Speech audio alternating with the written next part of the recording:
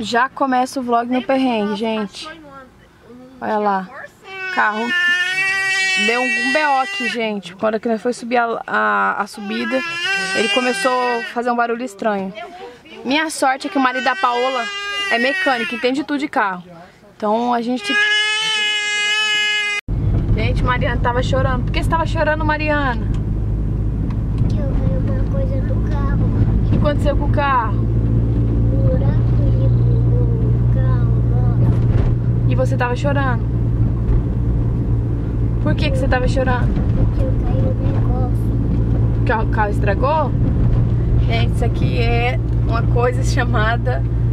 como é que fala? Trauma. No dia Boa seguinte... tarde. Tô aqui em outro cenário, né? Tem vaquinhas por aqui pra terminar de contar o que aconteceu. Por quê?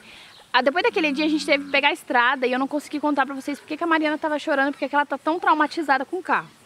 Tanto que agora, na hora que a gente tava chegando aqui, o pneu do carro deu um pequeno probleminha. Quando o Jé falou, amor, parece que o pneu rasgou, a Mariana entrou em desespero. E é um trauma que eu entendo perfeitamente que ela passou, porque eu também tenho. A hora que o Jé falou, meu coração já começou a apertar. Eu falei, Deus amado, e eu vou contar pra vocês o que aconteceu. Vamos lá, vamos começar do começo. Primeiro, eu nasci.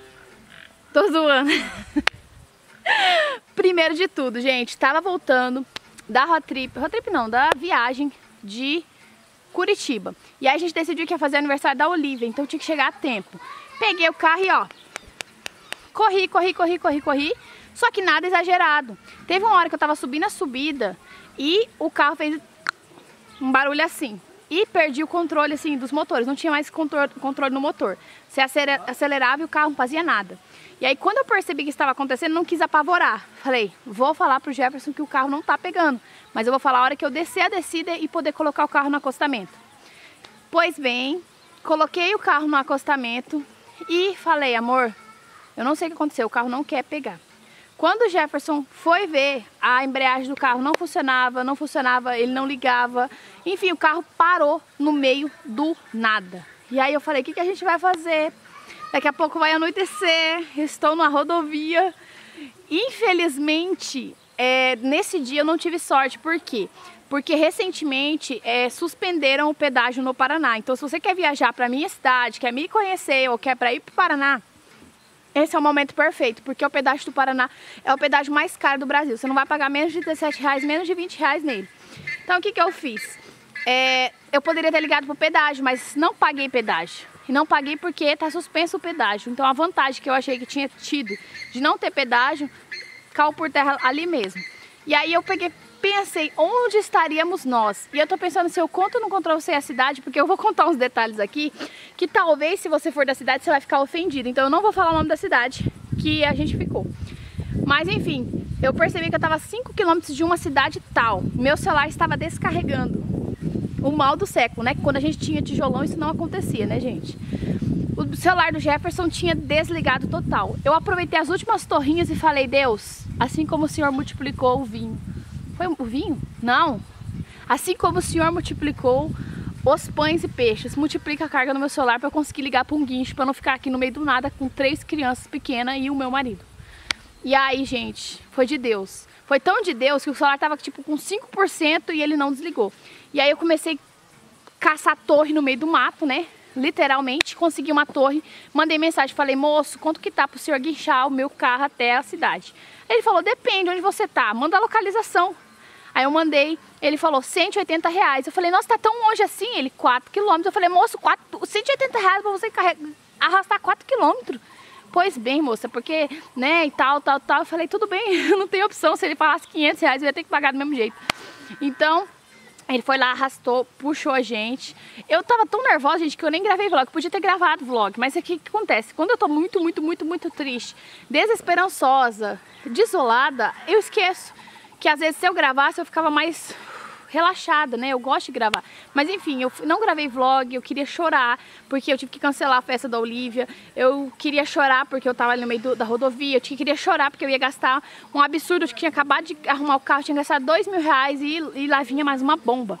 Mas o auge, gente, assim, da humilhação não foi isso. Quando a gente chegou lá, o rapaz conseguiu achar um mecânico que atendia no sábado. Isso era sábado. E aí esse rapaz olhou pra gente e falou assim, olha, não tem como eu arrumar esse carro hoje. Vou tentar arrumar amanhã, mas não dá. Falei, moço, nem que o senhor fique aqui, não tem como. Ele falou, não tem como. E assim, ore e torça pra que tenha o problema seja a correia, não sei das quantas. Porque se for o problema que eu tô achando, vai ficar 2.500. E demora. Eu olhei assim, meu Deus, tem de misericórdia, Deus abençoe que seja só a correia. Amém. Não era só a correia, era o de 2.500. Eu falei, oh meu Deus, o que está acontecendo comigo? E aí vem o ponto, gente. Eu já fui de épocas em que eu achava que Deus tinha que ser o meu mordomo, Ele tinha que dar tudo na minha mão, tudo tinha que dar certo para as coisas acontecerem. E aí o Senhor começou a trabalhar no nosso coração. Primeiro, eu e Jefferson, quando as coisas começam a ficar difíceis, a gente começa a brigar um com o outro. Já tá complicado, a gente resolve guerrear. Então Deus começou a tratar ali. Segunda coisa é que Deus não vai fazer aquilo que está no seu poder. Tinha uma luz acesa no painel do carro que a gente levou para o mecânico falou que não era nada. Sabe, o mecânico, sabe quem que era? Era o pinguim de Madagascar. Ele não falou que era nada. E o rapaz olhou pra gente e falou assim, ai, como assim não é nada? O carro não vai acender uma luz à toa. Não era nada, vocês tinham os sinais, gente, e é exatamente isso que Deus falou muito no meu coração. Sinais. Muitas vezes a gente ignora os sinais e acaba parando em situações que a gente podia ter se livrado, ó, muito antes, porque as coisas começam a acontecer, não é do dia pra noite, as coisas começam a acontecer aos poucos, e quando eu ignoro cada sinalzinho, depois eu vou colher as consequências, e aí eu comecei a colher. Por quê? Não tínhamos ninguém conhecido naquela cidade, eu nunca entrei naquela cidade, acho que na verdade foi uma das cidades mais estranhas que eu já fui, porque a cidade ela não é tão pequena, mas também não é tão grande, não tem restaurante, não tinha nada aberto. E eu ficava chocada, porque assim, a cidade, assim, vocês não têm ideia, tem 3 hotéis. O primeiro hotel, o rapaz pegou e falou, olha, eu tô indo pra tal lugar, se vocês quiserem, eu pego todas essas malas, que a gente tava cheio de mala, teve que deixar o carro. E aí falou, eu te pego as malas e as crianças e vocês e deixo lá no tal hotel. E aí eu falei, tá bom, vamos lá. Daí, gente, chegamos lá no hotel e o cara foi embora, né? Ah, tudo bem, agora vai dar certo e tal. Quando o cara do hotel olhou pra eu, com aquela cara de acabada, triste, desolada, com o cabelo armado, meu esposo, com aquela cara de cansado, cheio de mala, e com aquelas crianças, ele olhou e falou assim, não tem vaga. Gente, ele nem sequer checou. Uma cidade daquela que não tem nada, e ele falar que não tem vaga no hotel, ele tava mentindo na cara dura, já falou, não é possível, moço. A gente tá com 3 crianças. Como assim não tem vaga? Ele falou, não tem vaga. Com cara de deboche. E aí, minha vontade era só chorar. Eu falei, amor, o que a gente vai fazer? A gente vai dormir na rua. E aí, vem o ponto. Nós começamos a procurar outro hotel. Tinha um outro lá que era muito longe. E tinha um outro que era um hotel assim, muito antigo na cidade. Tipo assim, mas né, calma, vamos chegar lá. Mas eram 5 km dali. Nós não tínhamos ninguém para nos levar de carro. E aí a gente catou, colocou o Ita no carrinho que a gente desmontou e colocamos as crianças, uma do lado de um carrinho e outra do outro, e eu fui empurrando. A gente andou 5 quilômetros naquele sofrimento. O Jefferson com um monte de mala e eu com as 3 crianças. Aí, quando você achava que estava chegando, a gente não estava chegando, e eu comecei a chorar. Eu falei, meu Deus, tem misericórdia, nos ajuda, porque tá muito difícil. Quando chegamos lá no hotel, a moça cobrou o zóio da cara. Ela falou, ó, vai ser tanto. Eu fiquei assim, eu já paguei esse valor em hotel bom. E aí, eu não tinha escolha, eu tive que aceitar. Quando chegou lá, gente, o hotel assim, era praticamente, não é um muquifo, mas quase. Tipo, tinha teia de aranha, o chuveiro, aquele chuveiro velho.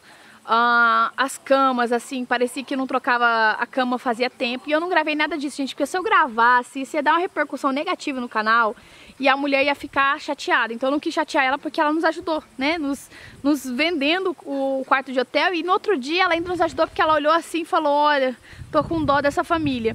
Ela falou, olha, eu vou ter que fechar, vocês vão sair que hora vocês vão fazer check-in, vocês querem ficar mais tempo? Como é que vai ser? Falei, a gente tem que ir pra rodoviária. Ela, a rodoviária é longe. Aí eu falei, então a gente tem que sair cedo, né? Vamos lá, os peregrinos pra rodoviária pra conseguir... Não, gente, olha, pausa pausa tudo. Antes disso, antes de tudo acontecer da questão do hotel, vocês veem que tudo deu errado pra nós naquele dia. Parecia que sim, que foi o dia. Antes de chegar no hotel que o cara deu na nossa cara a porta, a gente conseguiu chegar na rodoviária. O rapaz que levou a gente no hotel, ele conseguiu chegar na rodoviária a tempo do ônibus. Quando nós chegou lá, ele falou: para esse ônibus, por favor, leva a gente precisa chegar em Maringá. Aí ele olhou e falou assim, não tem quem vende passagem aqui. Eu falei, mas você não pode vender pela internet? Ele falou, eu tô atrasado, passou do horário, não posso levar vocês. Eu falei, moço, pelo amor de Deus, eu não tenho onde ficar aqui, eu ainda tenho que procurar um hotel, eu não sei se eu vou conseguir. Leva a gente que eu pago pro senhor. Ele falou, não posso levar. Eu falei, mas por favor, leva a gente. Aí eu pago pro senhor, eu pago em outro lugar, a gente fala, mas por favor, deixa a gente entrar dentro desse ônibus. Ele falou assim, olha, eu não tenho nada a ver com a vida de vocês, eu não posso carregar, porque eu sou funcionário, eu não sei mais o que, não sei mais o que. E pelo jeito ele também não podia mesmo. Foi assim, a hora que eu comecei a chorar, gente. Aí quando isso aconteceu foi o auge do meu choro. Então quando eu cheguei no hotel eu já tava assim, não tem como dar errado, e deu errado. Mas voltando ao hotel que a gente tava não vou falar muquifo, mas quase muquifo. A moça, ela ainda teve pena da gente. E aí ela falou, vou deixar vocês lá na rodoviária.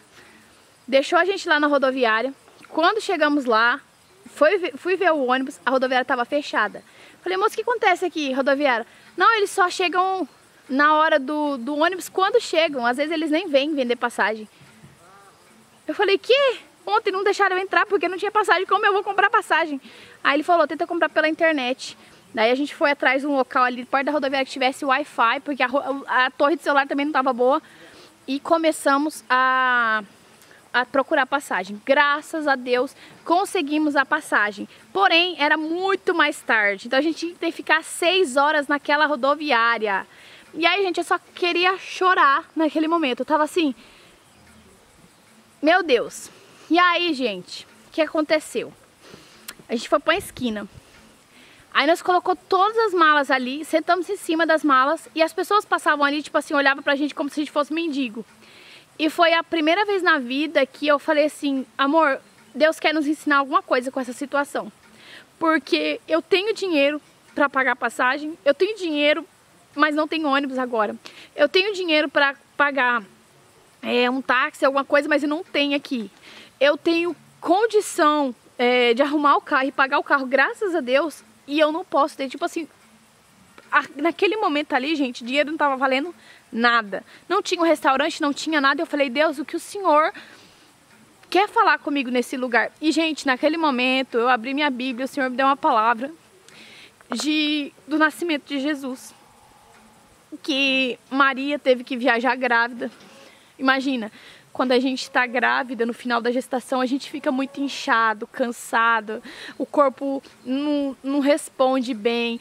E aí você vê assim, quando Maria foi chamada para a missão de ser a mãe, né, a que carregaria o Salvador, ela aceitou a missão.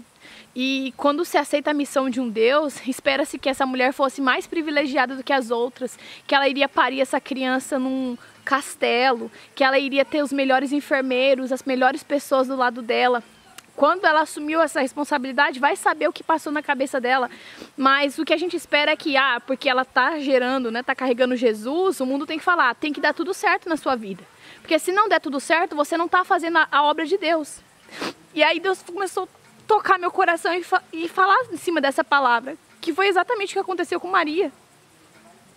Ela estava grávida, carregando o Salvador, teve que fazer uma viagem de peregrinação enorme, em cima de um jumento, não era em cima de um carro confortável, não era dentro de um avião, não era dentro de um navio, não tinha conforto nenhum. E ela estava carregando o Salvador. E eu não estou falando de merecimento. Às vezes na vida a gente quer sempre o melhor, quer o mais chique, quer o mais confortável. E o Salvador, a mãe do Salvador, ela quase pariu, ela foi prestes a parir em cima de um jumento. Quando ela bateu num hotel, não tinha local para ela ficar. Ela teve que parir dentro de um estábulo, do lado de animais, em cima de colocar o neném numa manjedoura.